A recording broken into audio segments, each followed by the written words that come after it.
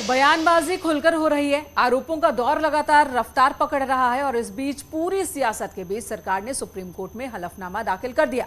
क्या क्या कहा गया है हलफनामे में, वो भी समझिए। सुप्रीम कोर्ट में योगी सरकार ने हलफनामा दिया है और नियमों के मुताबिक बुलडोजर की कार्रवाई की गई है। ये यूपी सरकार ने उस हलफनामे में कहा है।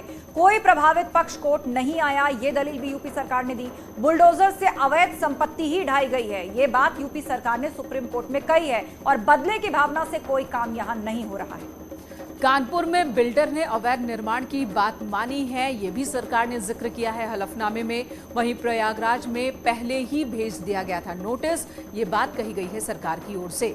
और कहा गया है कि प्रयागराज में रिहायशी बिल्डिंग में पार्टी ऑफिस चल रहा था। सरकार ने सबूतों के साथ 63 पेज का हलफनामा दिया है। जमीयत उलेमाए हिंद ने सुप्रीम कोर्ट में याचिका दाखिल की थी और जमीयत की अर्जी पर सुप्रीम कोर्ट ने सरकार से जवाब मांगा था और जमीयत ने यूपी सरकार के एक्शन पर सवाल उठाए थे। सरकार ने जमीयत के आरोपों को निराधार बताया। जमीयत की याचिका खारिज की जाए, ये यूपी सरकार ने अब अपने जवाब के बाद सुप्रीम कोर्ट से मांग की है। और अब दूसरी खबर का रुख कर लेते हैं। बात राष्ट्रपति चुनाव की कर लेते हैं। रायसीना की रेस कौन जीतेगा, इसे लेकर अटकलों, कयासों और दावों का दौर चल रहा है। जी हां, सत्ता पक्ष और विपक्ष के उम्मीदवार आमने सामने हैं। एनडीए ने द्रौपदी मुर्मू को प्रत्याशी बनाकर एक तीर से कई निशाने साधे हैं, मगर सवाल इस बात का है, आखिर प्रधानमंत्री मोदी ने द्रौपदी मुर्मू के नाम पर ही सहमति क्यों जताई। इसे लेकर बीजेपी के तमाम नेताओं की ओर से कई तर्क दिए गए हैं। आप भी देखिए ये रिपोर्ट।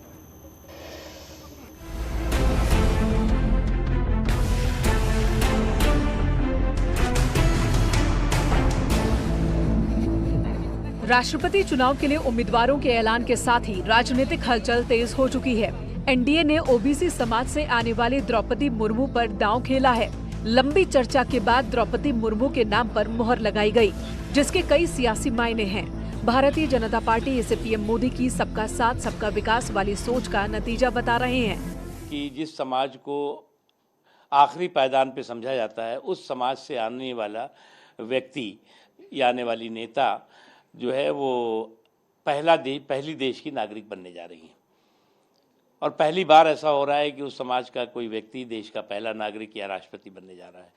ये हर भारतवासी के लिए गर्व का विषय है कि हमारी पार्टी तो साफ तौर पे कहती है सेवा ही संगठन है और सभी वर्गों के लिए है। पार्टी में जो भी काबिल है उनको सबको भागीदारी देने का मौका पार्टी हमारी देती है। और द्रौपदी मुर्मू को जो बनाया है उनका भी अपना एक काम करने का इतिहास है और मैं समझ रहा हूँ कि बहुत सोच समझकर पार्टी ने निर्णय लिया है। राष्ट्रपति चुनाव में आदिवासी महिला को उम्मीदवार बनाकर बीजेपी ने एक तीर से कई निशाने साधने की कोशिश की है। द्रौपदी मुर्मू के नाम का ऐलान कर विपक्ष की एकजुटता में भी सेंध लगाई है। साथ ही समाज के सबसे कमजोर तबके के बीच अपनी पकड़ मजबूत बनाने के लिए एक और कदम आगे बढ़ाया है।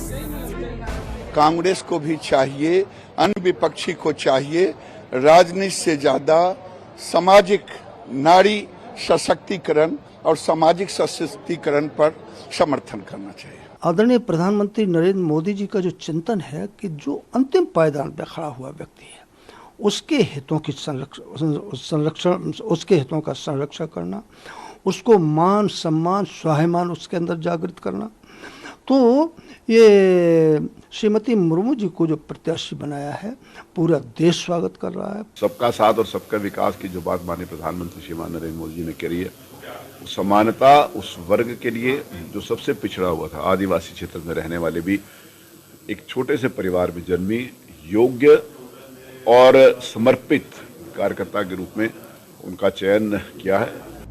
चुनाव भले ही राष्ट्रपति का हो रहा हो, लेकिन बीजेपी ने भविष्य के लिहाज से भी सियासी समीकरण साधे हैं। दूसरी ओर विपक्ष के उम्मीदवार यशवंत सिन्हा हैं और उनका अपना दावा है। उस विचारधारा का प्रतिनिधि हूँ जो चाहता है कि देश का संविधान सुरक्षित रहे।